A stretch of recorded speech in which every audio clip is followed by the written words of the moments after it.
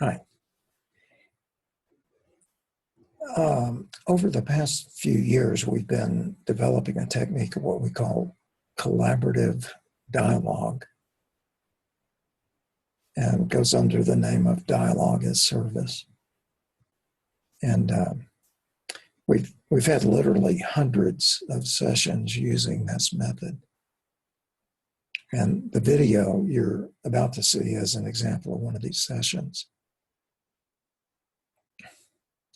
So when we're using this technique, we use some text on a theme.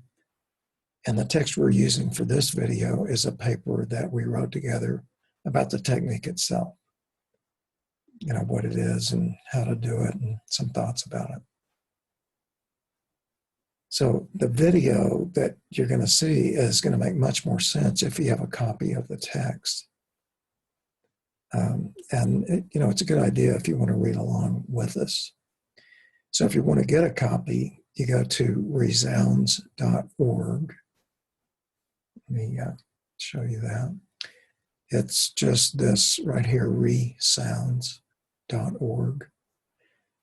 And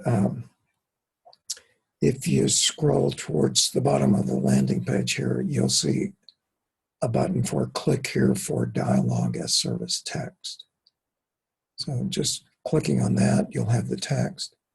And if you notice at the bottom of your screen, there's going to be some options, smaller, bigger. But then you can also open it in another viewer, like Preview for Mac or a bunch of different ones.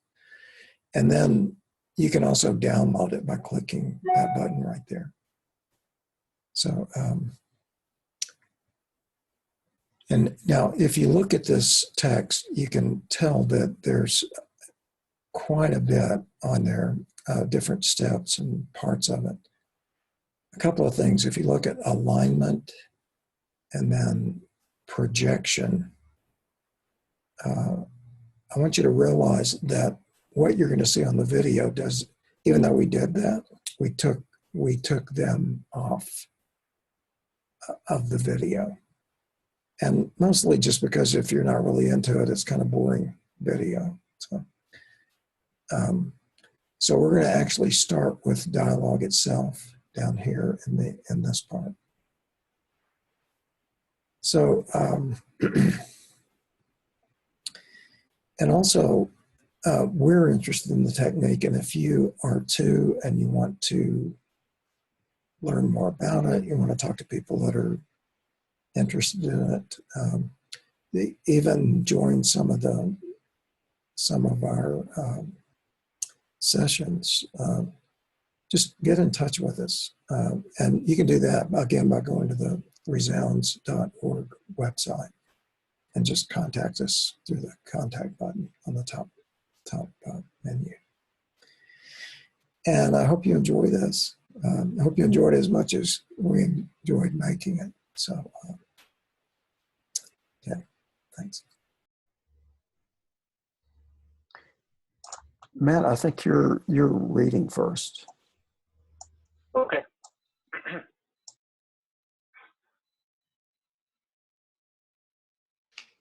Everyone ready? Yeah. Okay. Dialogue as service. Facilitating the flow of revealed and unrevealed spiritual wisdom into human consciousness can be accomplished through positive group interaction in dialogue that is surprisingly easy and natural to learn and utilize. Intentional groups. The natural setting for this service is a group. Whether the group meets once or many times, it is shared intention that attracts the group together, gives it coherence, and determines its power. Group rapport is established through the instant recognition of common purpose, love for each other, and love for humanity. Alignment. Alignment is the creation of a commonly shared focus among the group members prior to discussion, which provides a path for the flow of inspirational energies contained within spiritual wisdom into the consciousness of humanity. This alignment carries the sense that groupness is as much the core of our identity as is our individuality. And it is this extended identity that gives the group its ability to be an agency of spiritual service to humanity. Conscious invocation. Invocation is an appeal voiced on behalf of true need. Such an intentional group acts as a microcosm of humanity, an icon invoking on behalf of all humanity, and in turn acting as a distributing agent for the resulting flow of spiritual wisdom. Theme. Spiritual wisdom is broad and comprehensive, and it seems helpful to focus on a theme. Relevant text which is agreeable to the participants aids the group focus. The group focus acts as a burning glass to generate the needed energy to impress the consciousness of the group. Before gathering, participants can read, study, meditate, contemplate, and above all, pose questions, essentially pointed invocations, about the theme of the gathering.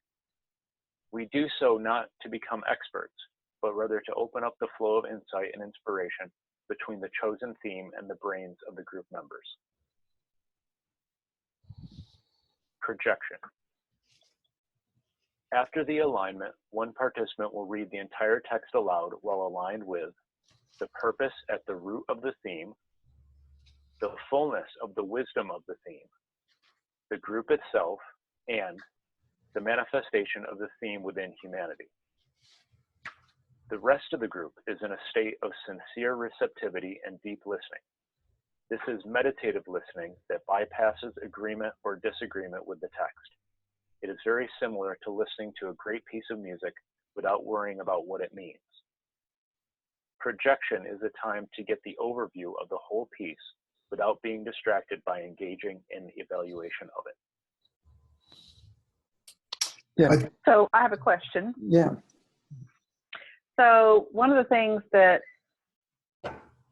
I think can sometimes be challenging is getting that overview of the whole piece without being distracted by engaging in evaluation of it, you know, because we're still listening. I mean, we're still listening as the projection is going on. So we're still taking in the words that we hear, and the mind still wants to engage in assessing that at some level. Sometimes it's easy to just kind of be in the flow and listen as the words come out, but other times the mind will just automatically engage and start processing the content. So I'm curious to know if anybody has found a way that they deal with that within themselves, any kind of a process or technique that they can share with the rest of the group that they think is helpful.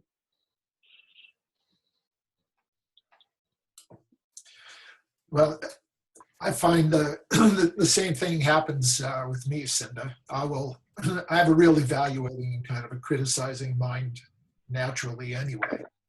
And so, especially if something, I tune into something in the text that is relevant to something that's happening right now, either within other groups or within myself or whatever, then it's real easy to kind of veer off and kind of graze on that idea. You know? But I've also found it an interesting exercise to catch myself as I have grazed off of the idea and then kind of just pull myself back into the content of it, recognizing that, oh yeah, okay, I see where that came from and why that came, but I can still just kind of bring this back and sort of pick up. And there's like a whole gap in the text that I've missed because I was over here, you know, engaging myself or indulging myself in a thought. But I've used kind of this Zen idea of not being attached to that and just then gently bringing myself back, not criticizing myself that I did that, because that's a whole nother layer. Right. but rather just letting it go, not really having a relationship to it, and just allowing myself to come back and refocus onto the text. That's good. It's just like realizing, like anything else, it's an art and a practice. It's not like I've decided, I'll do it this way. And if I don't, then start over. It's just like being easy with yourself. And it's just like sometimes you're really going to be on top and sometimes you're not, so. It reminds me of, not even reminds me, it really is an extended explanation and the details of the simple meditative technique of the minute you observe that your mind has wandered, you bring it back. No judgment. You're observing, okay, back to center. Yeah. It's very much a meditation. Reading this. I'm sorry, Don. Go ahead. No, go ahead, Matt. Oh, re-listening to this, I'm reminded of the recursive process of listening, meditation, and the idea that we represent humanity. I mean, if I think of humanity, I don't think it's an insult to say we're largely distracted. Yeah. And I almost wonder if that is part of the process, is that like, oh, here is this thing that's happening naturally. And maybe I'm not supposed to bring it back, but maybe, because maybe that's part of the process too. And maybe like I zone out and maybe I miss, 2/3 of it. But then when I come back, and presence just naturally happens, maybe that's all the difference right there. Just, that moment for me and that moment for humanity and that moment for anyone else is that I've, had a moment of making sense. And that could be, just huge. Yeah, that's cool. I think we can also recognize that just because we're aware of a word that's being projected doesn't mean that the energy of what's being said and the words afterwards that you don't notice isn't making its effect. So, like Don had mentioned that, and then there were several paragraphs that went on and I realized I missed it. Well, you haven't missed anything. I mean, the projection's happening, the energy's going out, you're picking up on it, the mind is doing its thing, and the more receptive it can be, the better. I mean, just because it just means that you haven't moved into the analytical process yet, but it's making its effect. But like a technique that I kind of use is I think of it like going to see a gallery, a show at a gallery. There's these different objects in the gallery and they all have a little blurb about them next to each one. So like what I like to do when I go into a gallery is I like to just walk through the whole gallery. I don't read any of the text that's written about any one of them. And I just like to look at it all, just like look at all the pieces, just look at how it's making me feel and the beauty of it and just pick up on like the whole big picture. And then I like to go back and read, oh, when was this done? Who was it written by?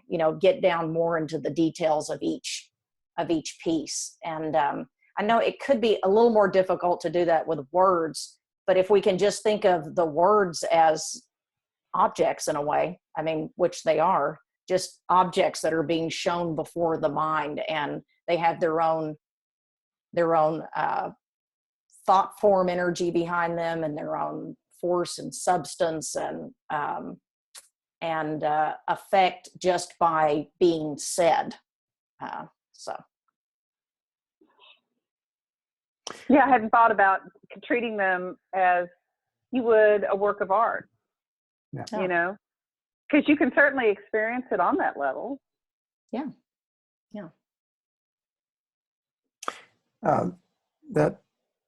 I'd like to maybe talk about projection just a little bit, because that's kind of a new thing for a lot of people. It is an overview, and it's a really good way to get an overview, but especially the way it's put in the text here, it says, while, read the entire text aloud while aligned with, and then it says the purpose at the root of the theme. Just to clarify, alignment doesn't mean that you know in fullness for all times the purpose at the root of the theme. I mean, getting aligned with it doesn't, it's just a way to set a flow up between it as almost not unknowable, but at least, it's developing a relationship with it, basically, that meaning can arise from within. And the same is true, the fullness of the wisdom of the thing. It's not like, oh, well, I have to be some kind of expert on the fullness of the wisdom of this thing. That's not it at all. That it's just consciously be in relationship with that. Henry, could we say orientation? Yeah. Like not knowing necessarily the destination, but knowing that our heading is, we're going due north, and that's our alignment, but we don't know what we're going to see on the way, and we're not, definitely the captain isn't there, but yeah. Yeah, and almost like being the magnet on the compass that is pointing to true north. It just finds true north. It doesn't really even know what true north is. It's just like lined up with true north, Yeah. But I think there is an assumption that there is a purpose that's already in potential, and there is sort of the fullness of the wisdom already in potential. There's an assumption that it's there, but we just haven't, we can tap into it, but the kind of appearance that it'll make may not, we don't know what that's going to look like necessarily, or what the relationship will be like as it plays out. It's also kind of true of the alignment that the group makes. I mean, we don't, in a really real, in a very real sense, we really don't know what spiritual energies are in some completeness or something like that. It's just that we're aligning with them and developing a relationship with them. I liked the word star sign used, potential, because it would seem to me that we're aligning ourselves with intention for that potential without necessarily knowing what the specifics may unfold, and the diversity of more of the specificity, which will come through as the dialogue continues. We're holding that space. And one of the things that struck me is that we're really coming from a place of willingness, of without imposition, but just to be open to that possibility and that potential that is ready, that we're ready for and open to. That was the word that came to me, Barbara, willingness, very, very strongly, that word. Yeah. Which is a different take on willingness than we usually use in conversation, because it's like, I have a willingness to impose my understanding of this on others, kind of thing. Which is it's just a different take of the same use of the same energy. It's a willingness to be open and collaborative, as opposed to, setting everybody right with the way I understand things, sort of. Which I'm kind of good at that, actually. Well, got that one down pretty good. Well, it's amazing how, to me, and over the last few years, in exploring how crystallized I can become in my thought processes based on my understanding or interpretation of this certain set of words.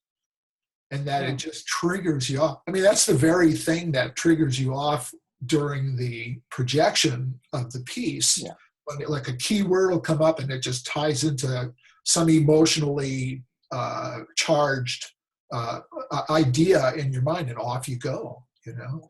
And so to be willing to subject those things to further evaluation, and to hold an openness that, hey, you know, I don't have to think I already know that.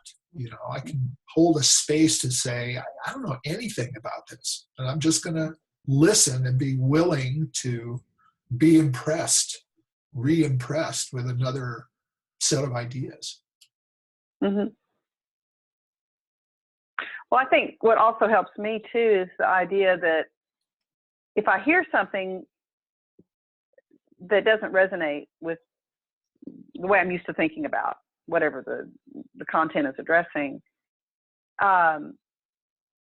is giving myself permission to not react to that at the time, and realizing that when we go into the actual, you know, reading of the sections of it and the discussion ensues, I'll have plenty of opportunity at that point to bring up any thoughts or concerns or questions or whatever, right, that I may still have about that area of the text. But it could also be that some other part of the group discussion is going to take that in to consideration, and it's going to come up anyway, and I won't even have to be the one to say it.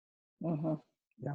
You know, and it will help me to get a different point of view, a different level of understanding on it that I wouldn't have gotten otherwise.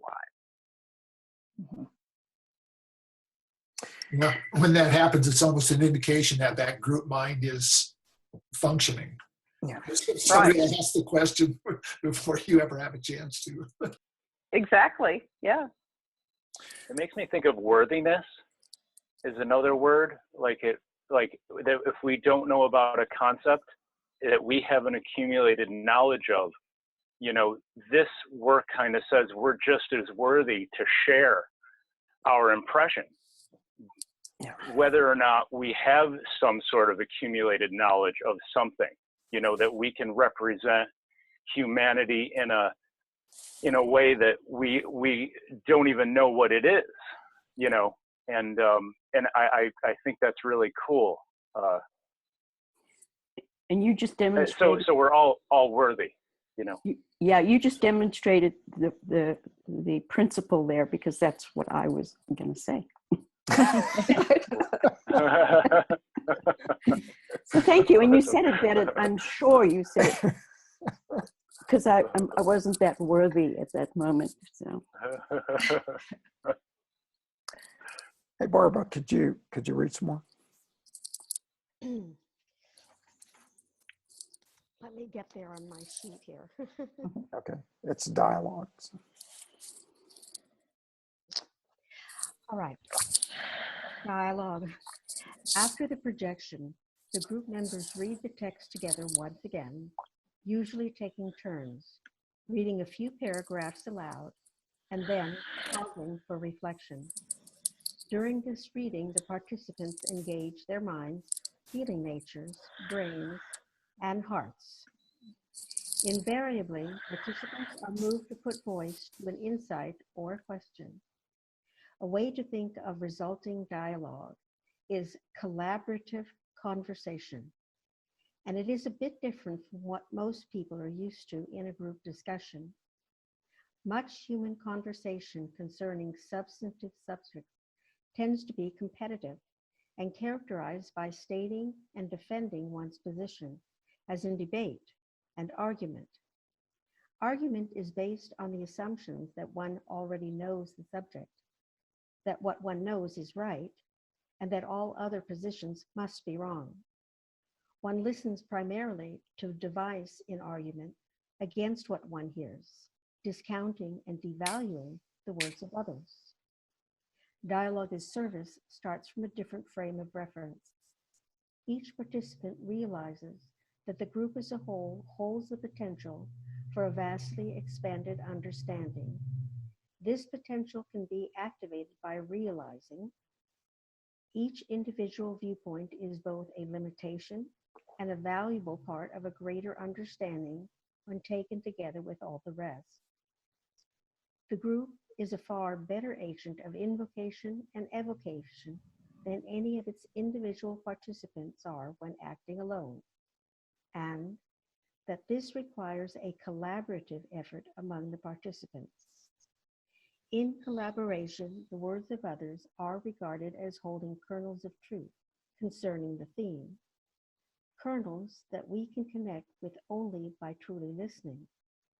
A collaborative effort requires listening to the words of others with the intent and interest equal to that we place on our own internal voice.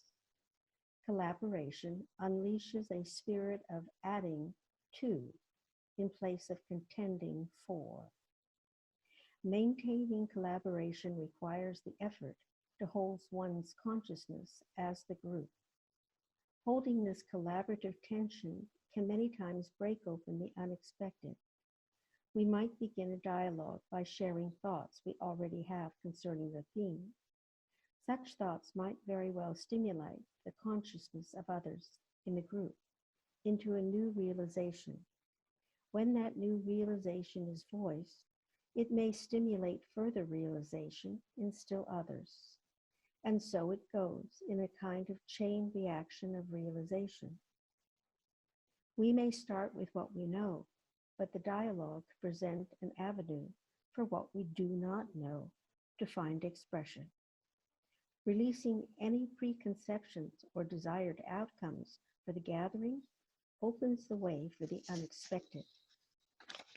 Group reaction and resonance. Insights we gain, as well as the words we use to express them, exert an influence far beyond the time and space of the gathering. Insights can be thought of as subtle light that refracts throughout human consciousness, while mental and physical words resound through the mental, emotional, and physical vehicles of human consciousness. The insights and words are recognized as coming from and through the group on behalf of humanity. Sure. It is diversity that makes the group useful. Many qualities, astrological natures, ages, functions, rays, and points in evolution are represented. Each of us is harmonically connected to humanity through characteristics we hold in common with others. Because humanity is so varied, what each of us sees and says is of great value to the group service. Thus, each participant is vitally important. Even so, sometimes an insight voiced in a certain way may or may not be harmonic with your persona in this time and place, but it will affect at least a certain subset of humanity. Sensing and voicing add the power to move existent forms of thought, feeling, and physical activity into new patterns that the insight inspires and humanity needs. Thanks. That's profound right there, that last sentence. Mm-hmm.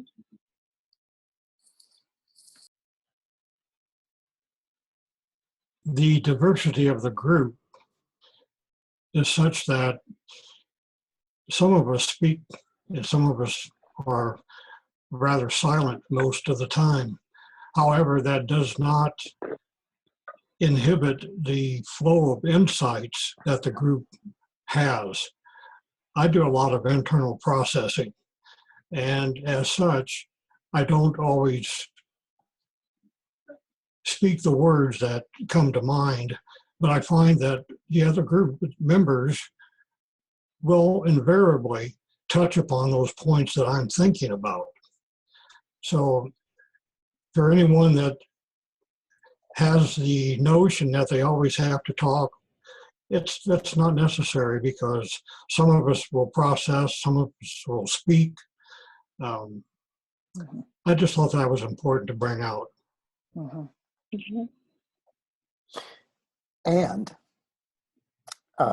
just to add to what you're saying though, Fred, like there's something about the sound of each voice that does something. I'm not saying that, we ought to make it where everybody has to speak or something. I'm not saying that at all. But when we are moved to speak and the sound comes out, the sound itself has a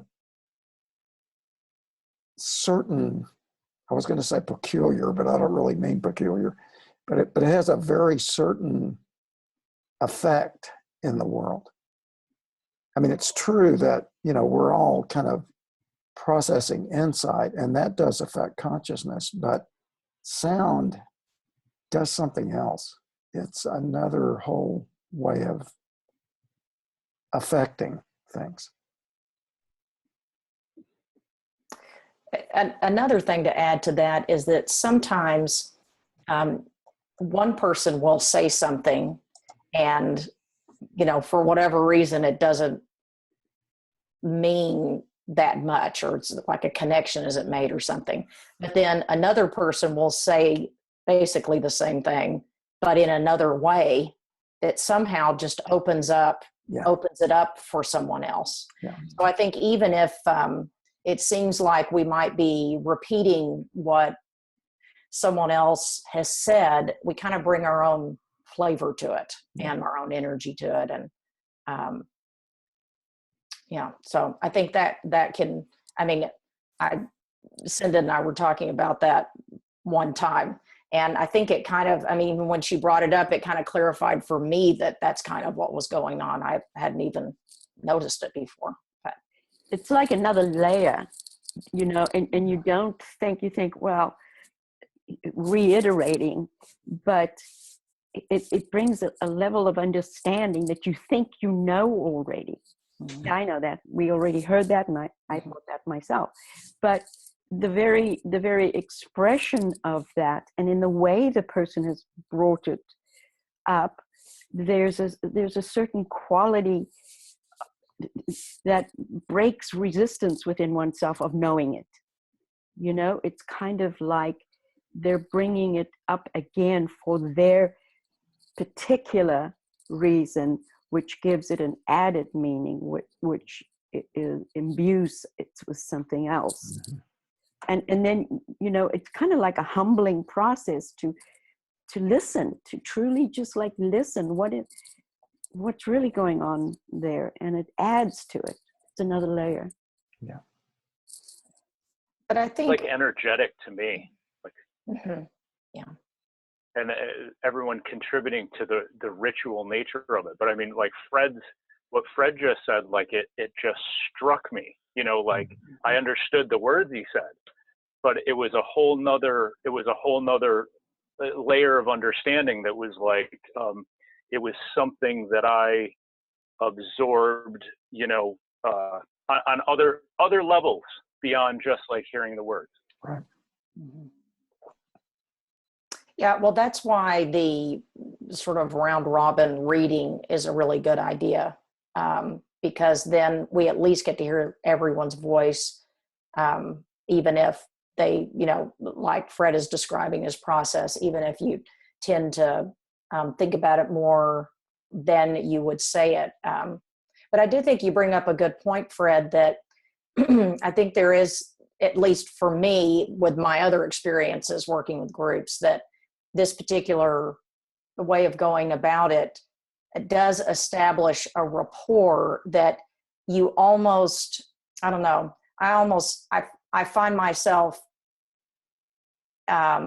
assuming that if something is said, that's just the group saying it. I almost even forget that, I don't think of it as our thoughts or our feelings or the words that we're saying, anything we would demonstrate as mine or yours.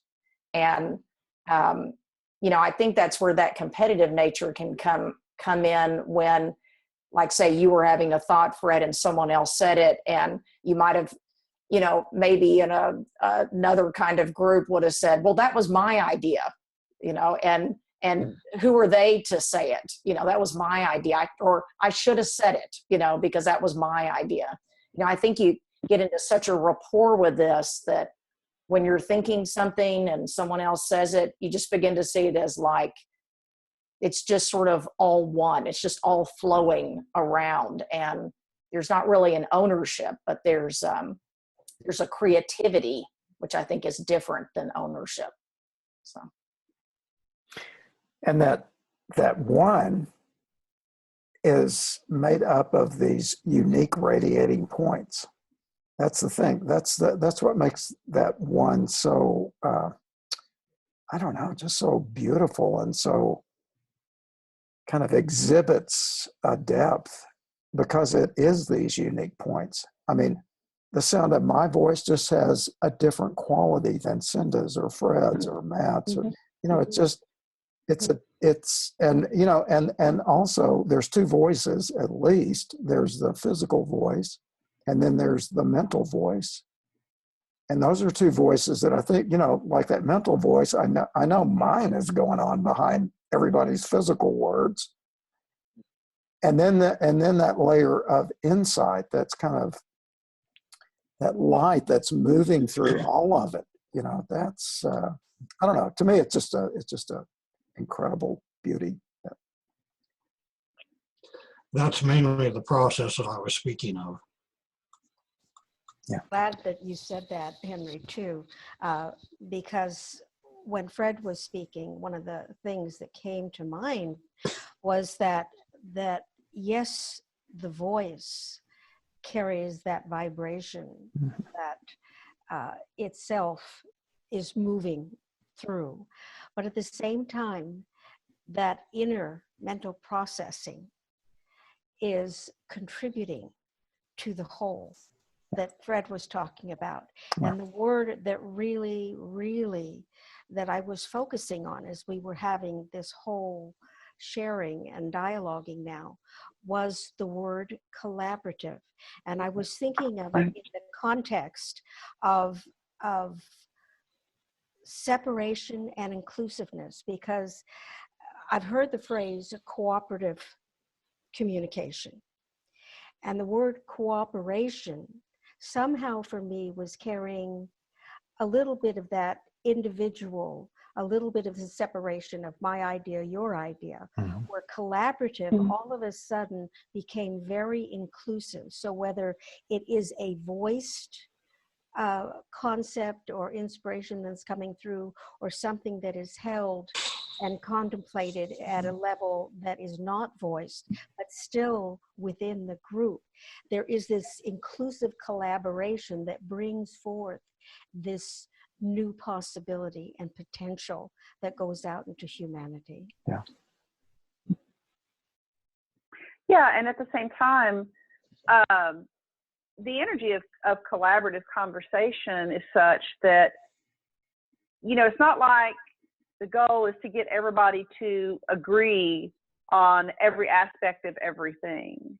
You know, the goal is to bring forward the different experiences and viewpoints and insights in a way that gives rise to a whole new aspect of the subject that we're discussing, something that one person alone could never come to by themselves. It would literally be the creation of a group process where everyone's contributing whatever it is they have to offer.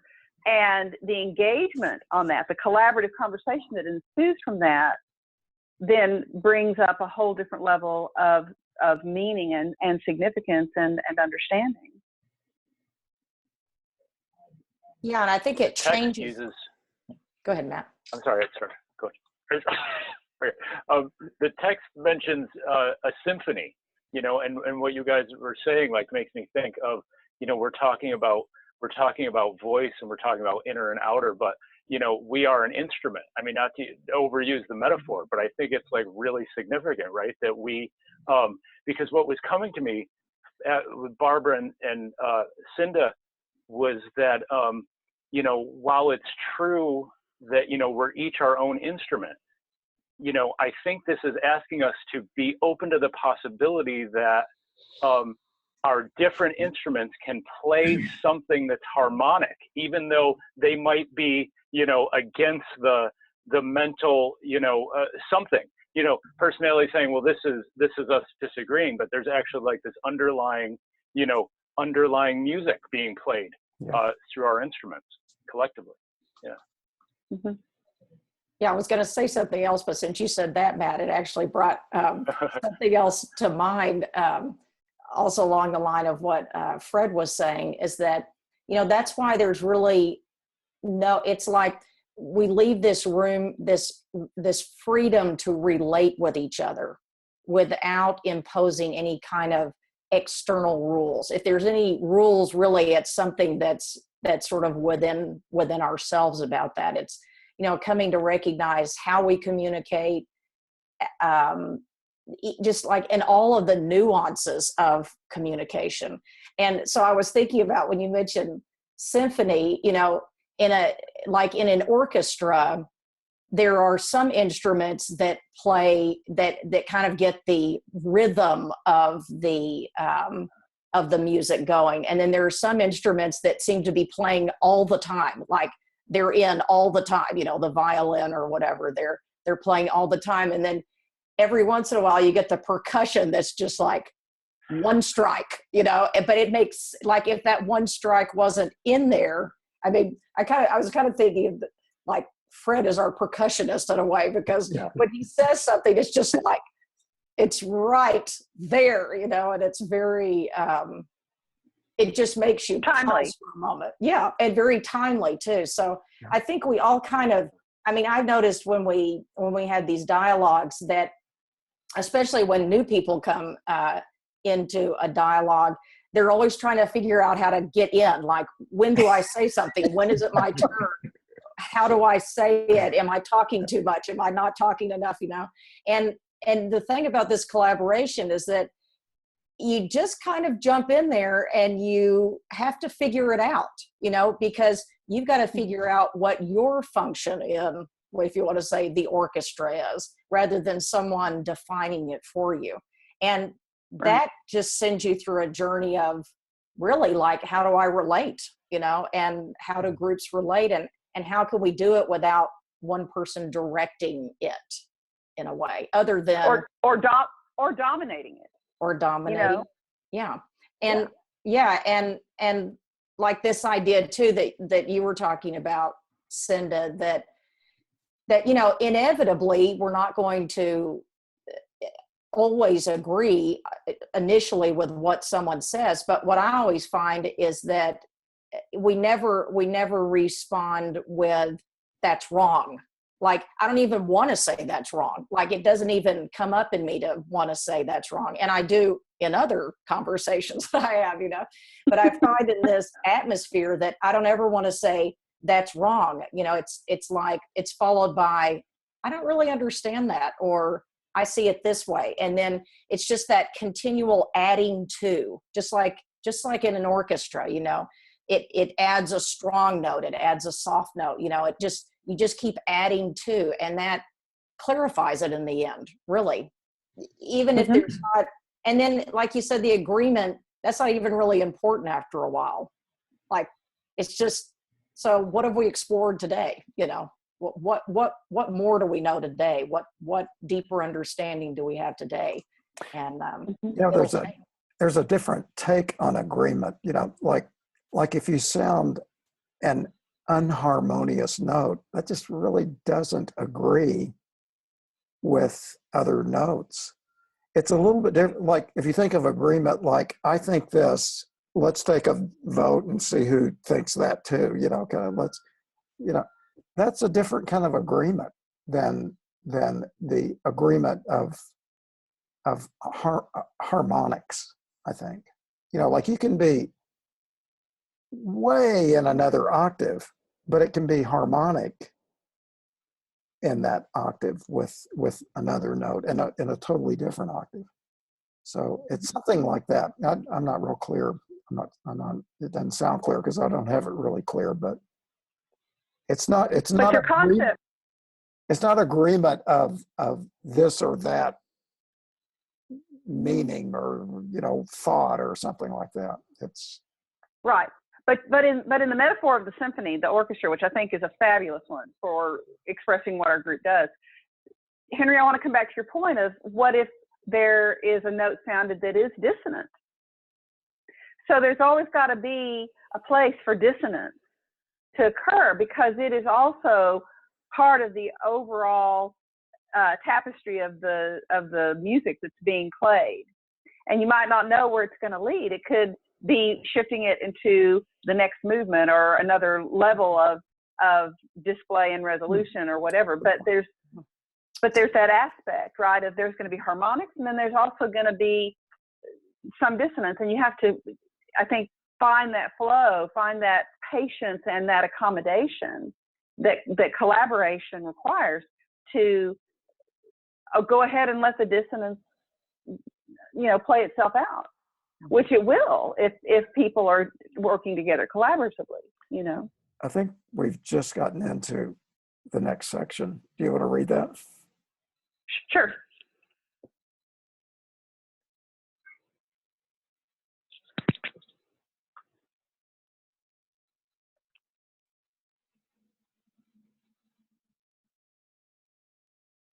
And I'm trying to find, where did we leave off? Opposition. Yeah. Thank you. Opposition. It is helpful to realize that despite our best intentions, it is all too easy to lose our conscious intent and revert to competitive oppositional debate. Holding on to and defending what we have known prevents us from the fresh interpretation we could make as energies flow through the alignment. Opposition usually comes into awareness in the form of reaction, carrying a strong emotional charge, a physical sensation, and a temporary inability to be sensitive to the truth in another's words. It is helpful to recall how slippery the slope of reaction can be. Many times, before we even know it, we are submerged in a pool of reactions, and that seems to be the only way we can communicate. Working with this opposition means being vigilant for the seeds of competition and debate arising in the dialogue. When a participant observes it in others, there is no need to point it out. If it is seen, anyone can help to move the interchange back to dialogue in very creative, harmless ways. It is perhaps even more important to be cognizant of competitive attitudes arising in oneself and to reframe those attitudes into collaboration. The purpose of dialogue is not to prevent, subdue, or control the appearance of opposition. In fact, bringing opposition to the surface, meeting it, and resolving it through the power, love, and creativity of the energy of synthesis is one aspect of this service. Again, the resolution is resonated on behalf of all humans involved in some harmonic of that conflict. Reaction and opposition seem to arise from the subconscious, and in a very real sense, the past. On the other hand, response seems to arise as the energy that moves through the group alignment. I'll start that again. Response seems to arise as the energy that moves through the group alignment stimulates awareness of something new, something very present. It might include a sense of inspiration, an aha moment, a moment of revelation, an urge to share in addition to. Response does not seem to come from prior knowledge, but more from a kind of knowing that does not require learning. It is like knowing directly, or knowing as a result of participating, even briefly, in the reality of what is known. Yeah, why don't we just hold it there and we'll finish up with the last part. Yeah. Yeah.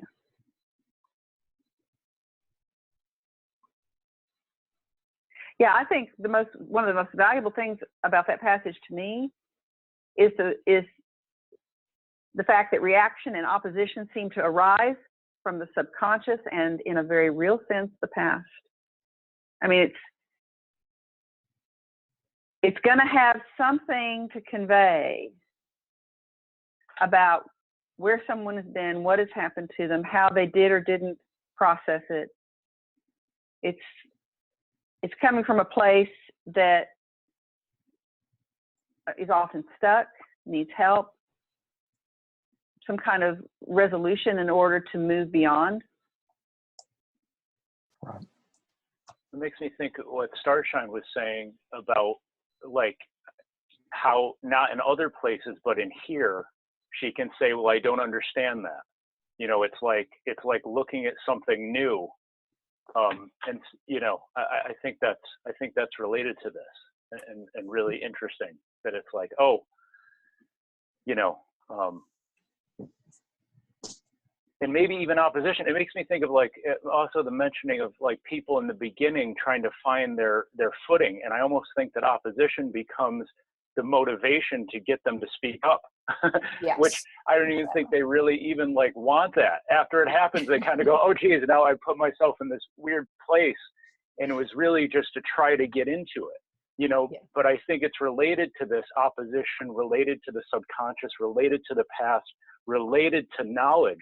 And then the alternative is, well, there can be a type of wisdom that happens now in the present that doesn't have this sort of context, but it's like, oh, this is interesting. What does this mean?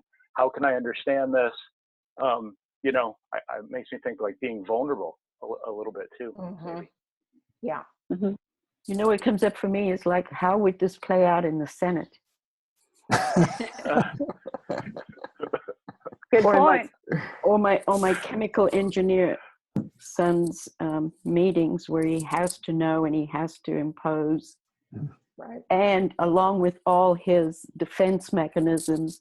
So we're just, you know, it's interesting because there's a whole other side of me is like, okay, let's trot it out to the marketplace. I don't know if it'll work there. And think about this in the Senate or in of course this could work. I'm not saying it wouldn't, Yeah. but right off the bat, there's going to be this, oh, come on, people, get real. There's only 5 machines and, you know, 3 men to do the job. And so there's opposition going into it. But I think it can chip away at it with, you know, like the art of listening, making space for this openness, you know, all the key words that this can be applied in every endeavor.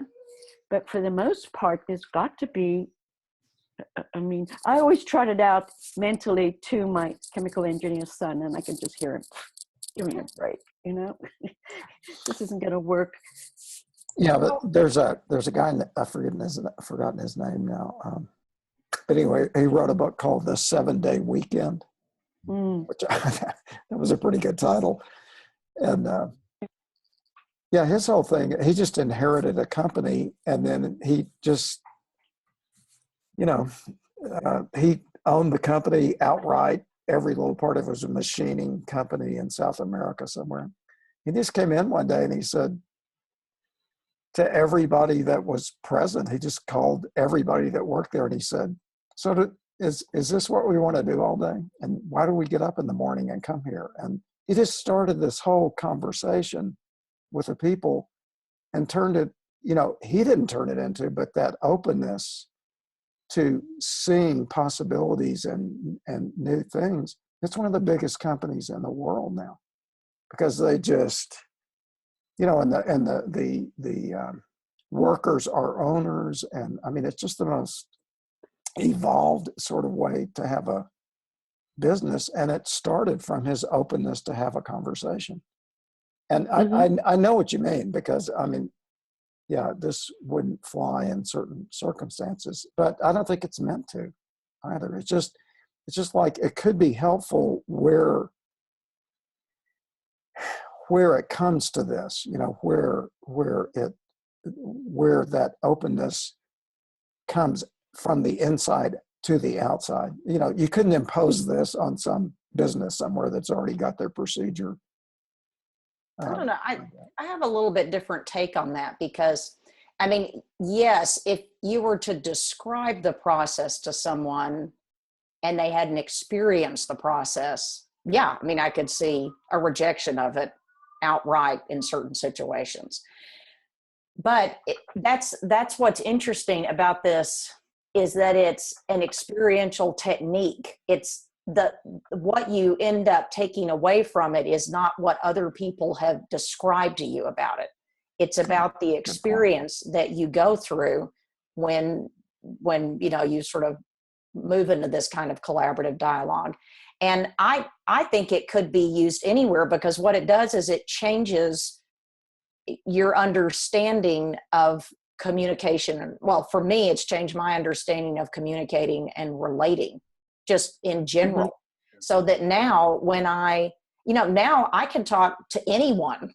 Like, I don't feel like there's anyone I couldn't talk to. Whereas before, maybe I didn't want to talk to them because they got a reaction out of me and I wouldn't know how to handle the reaction, or because they might say something and it would stop me from saying something back to them. Or I would feel like if they were saying this, I had to come in really strong with what I was saying, you know, towards them. So what I found is it's changed the way I communicate. And this can absolutely work in all kinds of organizations because it's not dependent on a form. It's a way. Like, I think Matt actually wrote that one time, and that really brought a lot to light. It's not a form, it's a way of doing things. And this way can be, you know, it's a way of listening. It's a way of, like there was this, actually Cinda got me onto this podcast that I was listening to. And one of the things that one of the people said is that one of the problems that we face in our lives is that when someone counters what we're saying, like when they don't agree with us, it stops us. Yeah. And think of how many things don't get resolved because we just stop, because we don't want to face this opposition. We don't want to bring it up. And this, I think this kind of format is, I mean, the form that we have it in makes it easier to learn, but I think it can be applied anywhere. So like, it's sort of, I mean, if you want to call it like a safe space, because we know other people are not going to deliberately try to harm us if we say something that they don't agree with. So it gives us sort of a sense of security there to move into that vulnerability that it really kind of requires that Matt's talking about. Mm-hmm. It is a kind of vulnerability, and that can be scary to try to do maybe initially somewhere else. But I think as we practice it enough and we you know, even by like figuring out how to jump into the conversation, we have to address all kinds of issues with that, you know, with do people like me? Are they going to like what I say?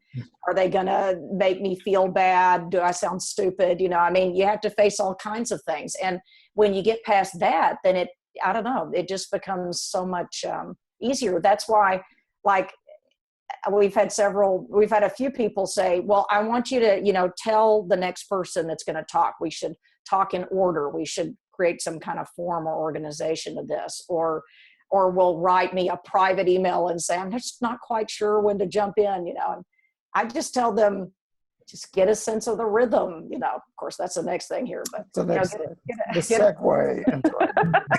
Like, get a sense of the rhythm. But in order to get a sense of the rhythm, you have to get a sense of your own rhythm, and you have to get a sense of when opposition arises, you can deal with it, you can handle it. It's okay. You'll do fine, you know, and you like end up, it's not like someone tells you how to deal with it. You just begin to recognize that part of yourself that knows how to deal with that.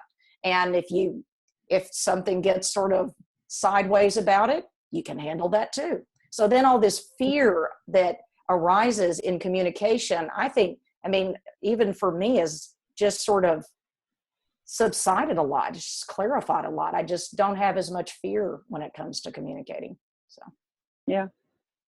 before Sandra said anything, I was like having this thought, you know, kind of like a joke in my head, like what is the practical, because I go like, I like get off and like I could like say to my wife, like, what did you just talk about? And I would say, well, nothing really, but it was Everything. brilliant, you know, like, but it was everything, you know, like there, but I'm now open to the possibility of what can come through me will be something I don't even know that I haven't recognized. And what can come through them will be something new that it never could happen before. I mean, it's like taking us to like, I think it has practicality for anyone, because it's like saying it's actively participating in a kind of evolutionary sort of, you know, anything can happen now. And what we're doing can be even more important than whatever it is we're trying to accomplish. It can be, you know, it can be at the precipice of being, you know, fully present, you know, which is something we all want, you know, because I don't think enlightenment any longer is, you know, enlightenment involves us having it happen within groups, within other people, you know, connected to technology and everything else. So what does that look like? I think it's this, you know. You know, I was bringing it up like it will happen in other places when it's time for it to happen. I think what I'm connecting with there now that I've heard more about it is just like each one of us gets a kind of an insight when we address, you know, as a group, we address a certain topic, you know, we'll get some insights as we go along.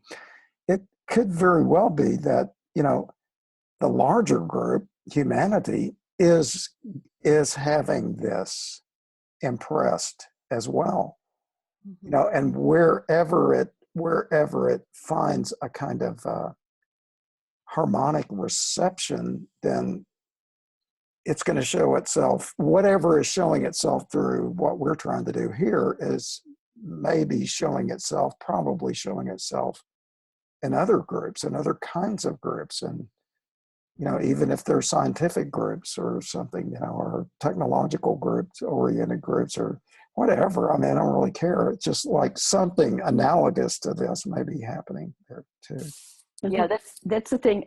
I was thinking the fact that this is going on, what's happening here, is evidence of that breaking through a certain crust, you know, and and so even though it can be met with skepticism and all these other questions, which I think is always good to ask, and it does show up in different forms. Yeah. And somebody will write a book about it. Yeah, and somebody will trot it out in a seminar, and it becomes something else. But I really do think that the change, you know, that thing, change happens at home or whatever it is. How we function in the world, and the fact that we are group. And we're recognizing group in this particular format has incredibly far-reaching effects that will show up in different ways. Yeah. To my chemical engineer. So There you go. Just warning him if he's watching. To me, this is like an expression of evolution of communication itself. Yeah. Yes. Yeah, I think Don, you brought some things forth the other day about how this is happening in other groups like that, and I was just kind of recognizing that too. And you know, there are consultancy groups that come into big corporations and train this idea, because you know, and all that's saying is that across all of the different areas in humanity, the influence of this, and just as in this dialogue, does it really matter where it originated? No, it doesn't. The fact that it's happening is indicative of the evolution of humanity moving towards a more a broader perspective, that willingness to cooperate and collaborate in right human relations can be the result of that. Yeah. Right.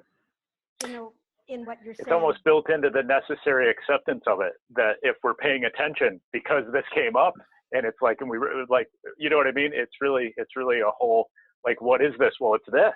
I mean, like, or it's, you know, it's now. It's yeah. I'm sorry. Go ahead, Barb. Oh, the conversation has been going in a direction where we're really seeing where this is coming out, as Fred or Sam was saying, in other kinds of groups. But I wanted to point out what seems apparent to me, and Rosandra brought it up when she mentioned the Senate. And we either jokingly or in despair talk about the state of governments and our political non-dialoguing that seems to be going on. But I actually have a great deal of hope, because like Dawn and each one of us, we are seeing this manifest in varying groups. And the one thing I've noticed in doing political work, and probably Starshine will know this as well, is that even with differing viewpoints on how to get somewhere, for the great majority, there is a great desire to find the solutions. Right. And the disagreement on how to get there is where the key element goes. And that's when they're still in that I'm right, you're wrong issue. However, as this projection manifests through our dialogue going out into humanity, we are seeing the manifestation in varying groups. And this is having, I believe, in the deepest part of my heart, an effect in all of these systems.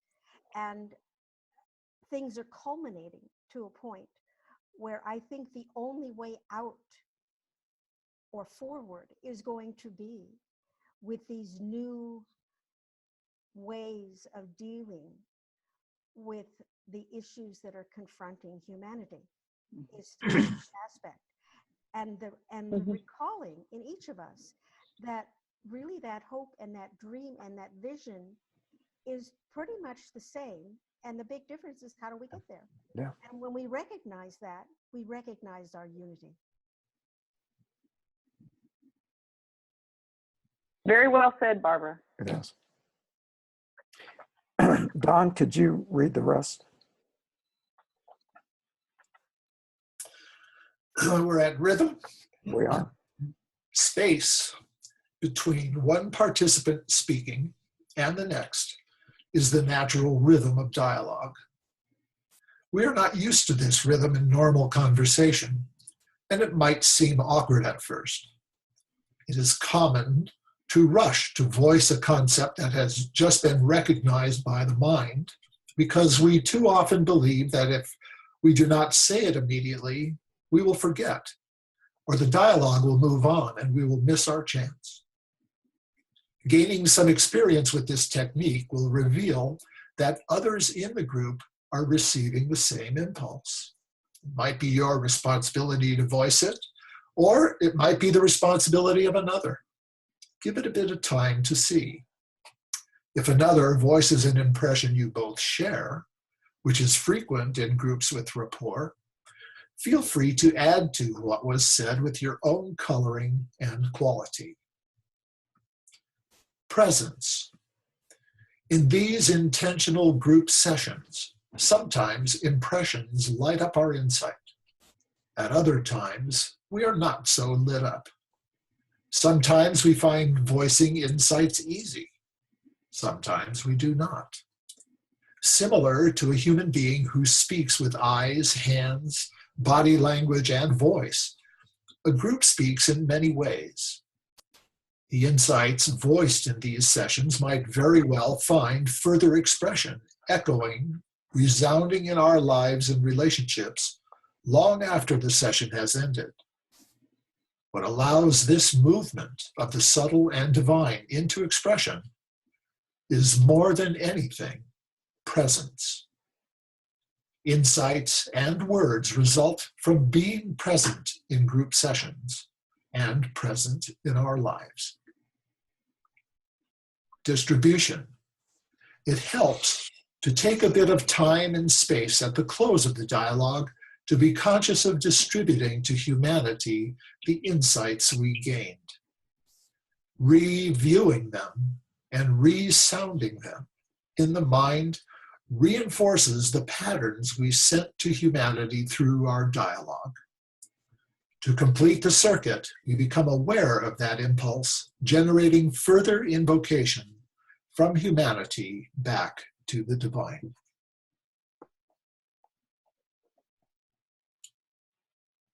Don, your reading was so excellent. I enjoyed it so much. Yeah, me too. Thank you. No, thanks for that. You know, it makes me think what Barbara was saying too, on some level, and we've talked about this in our other classes, you know, is that it may be that there's a level of being aware of this. As we become aware of it, we may be fostering it into existence. So, you know, say like we may make the mistake of going, well, this is happening, and kind of forget our responsibility. Our responsibility may be this is happening because this is happening. Like we're doing it, you know, like, does that make sense? You know, I think there's a level of when we join in this level of communication. I mean, I was thinking like of this being put out, you know, on YouTube for anyone to see. You could kind of feel that energy coming with us. It wasn't just a normal, you know, us getting together. It was significant, you know. So I think there's a level of that reality that we're, you know, our harnessing it now is making it happen.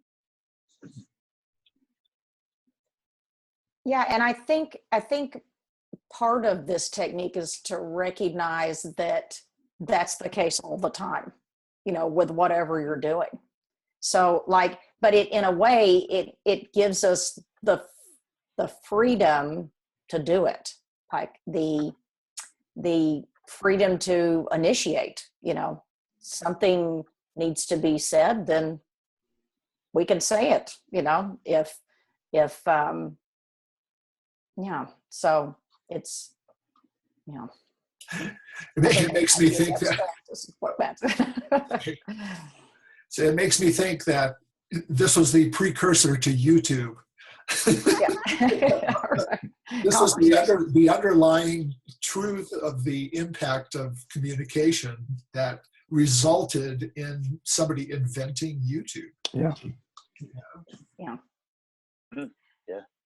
Very cool. I see this type of dialogue as one of the first steps in right human relations, a product of goodwill. And I think part of the distribution is after we leave these types of groups, as Starshine pointed out, we tend to carry these concepts into our individual one-on-one conversations and lives. And thus we spread these concepts. And it happens, I was just going to say, it happens naturally.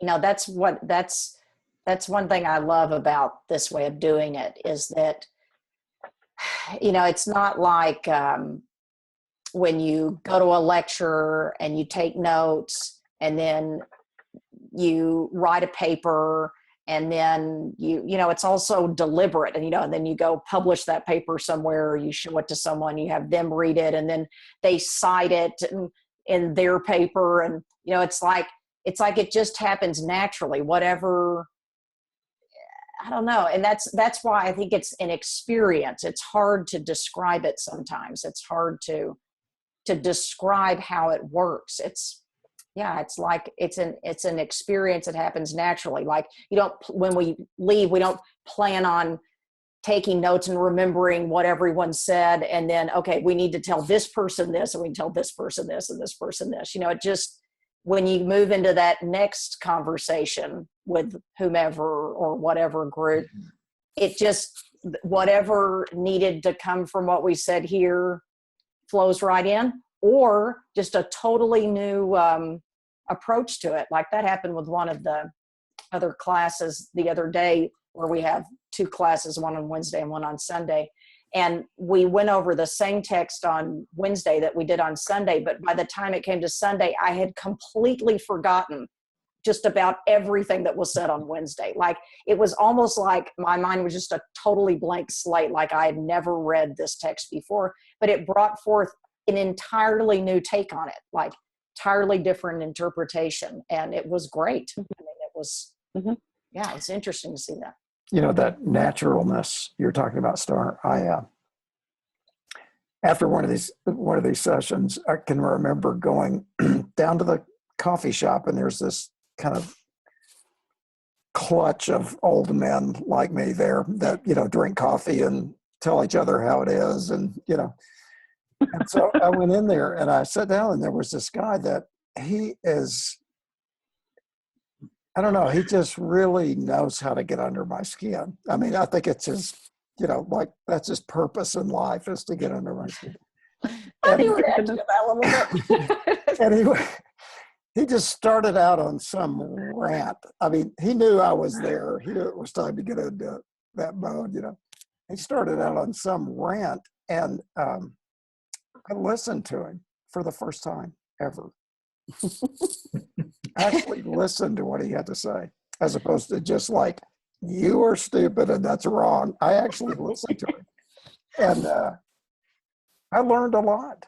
I mean, I learned an awful lot that I was just unwilling to see before. I mean, he opened my eyes to a way of seeing things that I was not very good at. And I would have to say that it has something to do with carrying what we do in these groups out into my life. Because I had not exactly the same kind of openness and vulnerability, but it really was something very harmonic with that made a difference, I think. And that's kind of, I don't know, just carrying it out into the world may be some of the biggest benefits of doing this that I know of. Yeah, this is a You skill. guys, We're developing a skill that is very useful on No a high proselytizing. level. No proselytizing needed. Yeah. simply, you know, something you guys make me think of is that, you know, Starshine, what you were saying is like that you could have been a different person, and it allowed you to be a different person. I mean, if I think about probably the idea of what grace is that we would meet with, oh yeah, you know, all those things that you think that, you know, are terrible about you, yeah, they're not that big of a deal and no one cares. Like, that would be like an ultimate grace sort of experience, you know? So like, I think this allows us to go like, oh yeah, I don't have to, it just can be different. It just can be new, like other people, including ourselves, you know? Yeah. Well, I think it also has, I think it has a healing effect too, because my feeling is that the day that Henry decided to listen to the guy rant and rave, that provided a consciousness, a space in which healing energy could flow. And I believe with all my heart that it made a difference for that guy that day that you listened It to did. Henry. No, I saw it, that it did. Yeah. Yeah, he was different because I was different, because I actually listened. He started Right. talking in a whole different way. Yeah, I mean, because think about why people get loud or get, you know, very aggressive with what they're saying. It's because they think they're not being heard. Yeah. I mean, it's like what the seventh child in a family has to learn to do. You know, I mean, they haven't been heard, so they realize they have to be kind of aggressive and loud and emphatic. You know, and so if once you get heard, then you know you can relax. I mean, then there's, do we agree with each other or whatever, you know, whatever the theme or topic is. And I could tell he didn't get listened to very much, probably by anybody, just because of the way he does things. And it's like a cycle that you put yourself into, because you get loud and aggressive and then people stop listening to you even more. Right. Yeah. Well, I know Don has got something in 9 minutes. So let's just take a minute, maybe a minute or two, and just in silence kind of distribute what we've done. I'll mute everybody while we do that.